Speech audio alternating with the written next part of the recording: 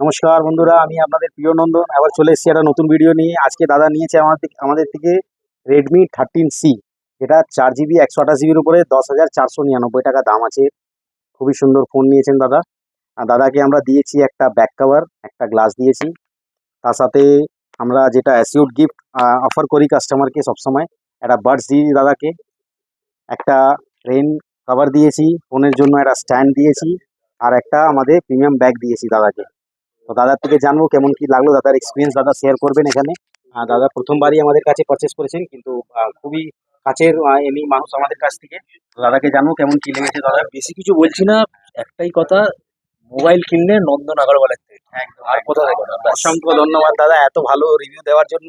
আপনারা ভিডিও আশা করি প্রচন্ড লাইক করবেন, শেয়ার করবেন, সাবস্ক্রাইব করবেন চ্যানেলটা।